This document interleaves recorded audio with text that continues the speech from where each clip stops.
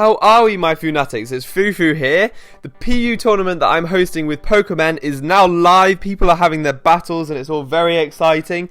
I'm going to leave a link to the PU site in the description below because the brackets are being updated, battles are going on, people are being moved on to the next round and being dropped out because it is an elimination tournament, so it's all going on right now.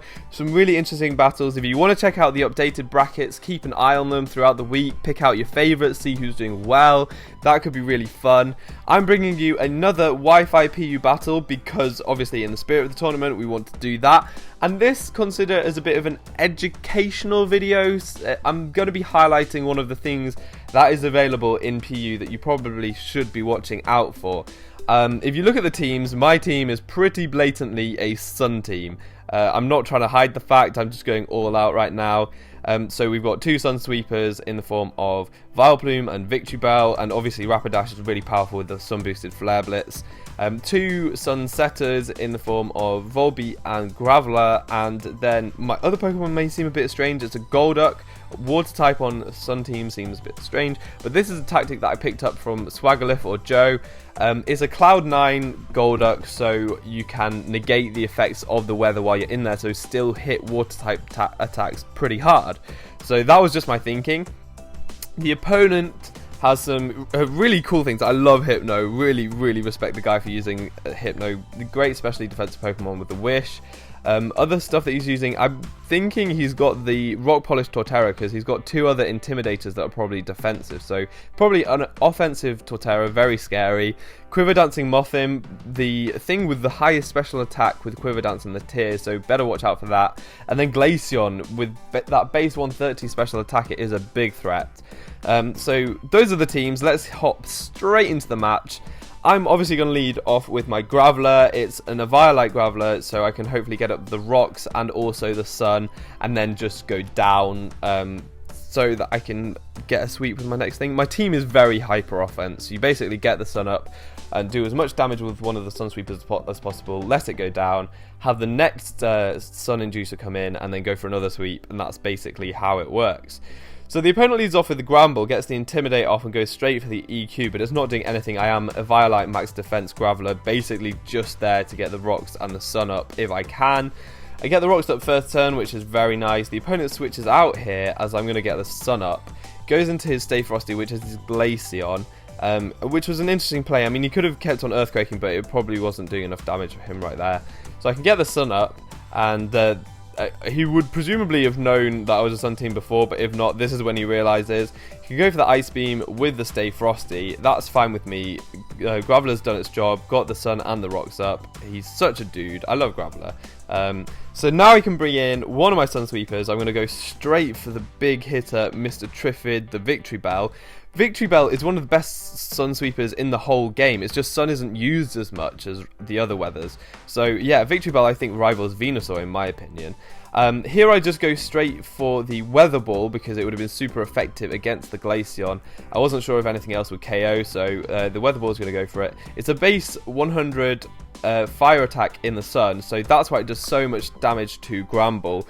Really powerful move, and I am Life Orb, and obviously modest as well because I don't need the timid speed when I've got the ×2 with the Chlorophyll. So he switches out here knowing that he would go down to another hit and goes into his specially defensive Hypno. I thought that, yeah, Hypno will be able to sponge the hit and probably Wish Stall me, so it's not really a great position to be in. Just go straight for the Solar Beam. It is very powerful and turns out to be a clean 2-hit KO on the specially defensive Hypno, which is something, people. That is so impressive. Victory Bell, too much of a powerhouse, and if this is his only specially defensive wall, he might be in a bit of a pickle here because I still have the Vileplume in the wings. But he makes a great play now, going for the Protect. He obviously knew that I didn't have the Heat Rock on my Graveler because of the amount of damage Earthquake was doing. It must have been a Violite, so the sun is going to wear out. I won't be able to go for the Solar Beam next turn. Great play. I do actually just decide to stay in though, get more damage on with the Sludge Bomb. because Sludge Bomb is probably going to be a 2-hit KO from there anyway. Maybe get the poison on his specially defensive wall, which would be great. He turns out to go for the Thunder Wave, and probably doesn't work out for him too well here. If you'd gone for Wish and Protect, he could have got up to a better bit of health so that he could have taken on my Victory Bell better. But at this stage, I'm just going to stay in, try and get another Sludge Bomb off, because if I do that, I'll be able to take out the Hypno, which would be great for me. He does go for the Wish this turn, hoping to get the Para maybe, but it doesn't happen for him. I'm able to take it out with the Sludge Bomb, that's great for me. Now my Victory Bell is paralysed, and its Victory Bell is pretty frail as it goes, so I am going to leave it in here, not going to be able to do any more Sun Sweeping, as he can bring in the Glaceon to take me out with the Ice Beam. And that's exactly what he does. He gets the rocks damage. I've got quite a lot of rocks damage on the Glaceon at this stage, but he got the Wish off last turn with the Hypno, so it's good for him. He can take out my Victory Bell, get the Wish back up, and so that was alright. I got rid of his specially defensive wall, which is great.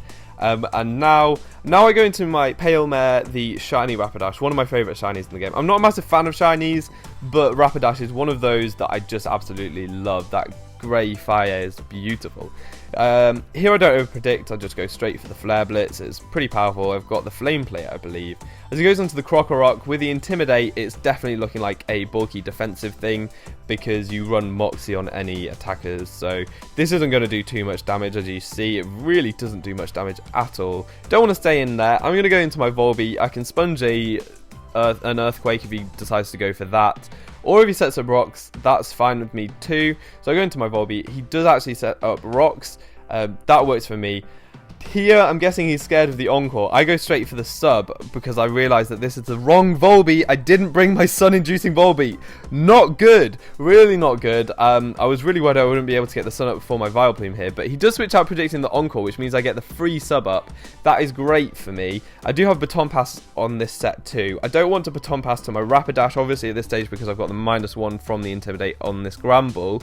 So I'm going to Baton Pass out to my Vileplume, because if he's going to go for the Play Rough, which is his strongest attack, trying to break the sub, I will be able to resist that with Vileplume and maybe keep the sub next turn. So that's what I was hoping for as I make this play, and it turns out that he does indeed go for the Play Rough. I'm getting a bit ahead of myself here. So yeah, the Gramble is going to go for the Play Rough. I was praying that it might not break the sub, but because I'm not a bulky Stinky Plop, it does break the sub, unfortunately. But I'm not looking too bad. I've got the Vileplume in here, and this Vileplume actually has a Sunny Day itself, so it's a kind of a self-setter for the sweep. This was a risky play because he could have had the Fire Punch with the Fire Fang, and as I set up the Sun, it would get boosted even more and would have been able to take me out. Fortunately, he just goes for the Earthquake, so I get away with it there. Stinky Plop does take some damage, but I'm able to just go for the Sludge Bomb next turn and take him out, and I am looking good right now. He doesn't have a specially defensive Pokemon, and I am a Vileplume in the Sun. I have the Solar Beam to hit everything, so this is looking pretty good. He goes into the Torterra, and this is when I realise, oh god, Torterra is really bulky. I'm not going to be able to take it out. I'll just go for the Solar Beam, hoping to do as much damage as possible, and then he'll probably be able to revenge. But at this stage, it's not too bad. If I can get rid of the Torterra, then maybe Golduck can do something. Go for the Solar Beam. It just clean takes out that Torterra. I was underestimating Vileplume's pure power this generation, because it gets the special attack boost a bit here. With it's 110 now instead of 100 last generation, and because I'm Modest Life Orb, that does a load of damage. Now he brings in the Mothim, thinking that maybe he can take an attack, but I actually have the Hidden Power Fire, so that's sun boosted and super effective, can easily take out the Mothim there. That's great for me. I think the Sludge Bomb would have done it anyway because of the rocks damage, but I do have the Hidden Power for situations like that. And now he goes into his Crocorock, as I can just get off one more kill with his Vileplume, going for the 4 for 4. Really impressive. I just go for the Solar Beam, and even Glaceon wouldn't have lived it from that point, so he decides to sack his Crocorock at this stage, and all he has left is the Glaceon, as my Vileplume is going to go down to the Life Orb and the Sun is going to wear out all in one turn. So I've still got 4 things left, I believe, because Vileplume just went on a rampage right there. Now we can bring in my Pale Mare again, so it's Rapidash against Glaceon. I'm just going to go straight for the Flare Blitz. It seems like he's probably a special attacker with the way he's playing his Glaceon, and with the other things on his team, he had a lot of other walls. So I'm going to go straight for the Flare Blitz, but as you can see with the rocks damage, his goes before mine, which tells me straight away that this is a Scarf Glaceon, which could have been a bit of a problem. I do still have my specially defensive Volbeat, but he doesn't take me out. I can go for the Flare Blitz, take out the Glaceon. I do take myself out to recoil, so that will be a 3-0 at the end of this battle. But yeah, I just wanted to highlight how powerful Sun is in this tier. As I said, it's all about usage. Sun isn't used as much in the higher tiers, so there are some really, really powerful Sun Sweepers still available in PU, like Victory Bell. So that's something you really need to watch out for, and I expect to see a lot of it in the PU tournament, because I think people will realise that it is one of the most powerful things around in PU. There are ways you can deal with it. There aren't many ways you can deal with it, but a good specially defensive Pokemon can take on the Victory Bells reasonably well. I mean, they can be physical too, but most of them are going to be special. But then you have to watch out for things like Swordsbook, that's also in this tier, which is a huge threat. Really, really big threat. It's just been brought down to PU. Really scary. I think it is quite powerful for the tier. I'm not sure if it's going to stay here for very long. But yeah, if that's there too, it can be a problem. The ways to counter these teams, there are some Cloud9 users like Golduck, but if you're against grass type Pokemon, that might not work out. But one of my pieces of advice would be Prankster T-Wavers to get rid of the Chlorophyll Sweepers, and also maybe carrying your own Swordsbuck. If you carry a Jolly Band one on a team that isn't a Sun team, you're still going to do damage, but it also means that you're probably going to outspeed Sun sweeping Swordsbucks, because they'll be adamant, because they don't need the extra Jolly speed if they're going to be in the Sun. So if you have a Chlorophyll Jolly Swordsbuck, you should be outspeeding the other Swordsbucks and other Sun Sweepers, and being able to take them out. So yeah, this was just a bit more of an educational video. I think it's worth pointing out that Sun is a thing. Sun is something that you should definitely consider when building PU teams, and think about how to counter them too. Hope this has been useful. I felt like I should probably mention it, because the tournament's going to be quite try hard. Everyone wants to win the tournament, so just be aware of that.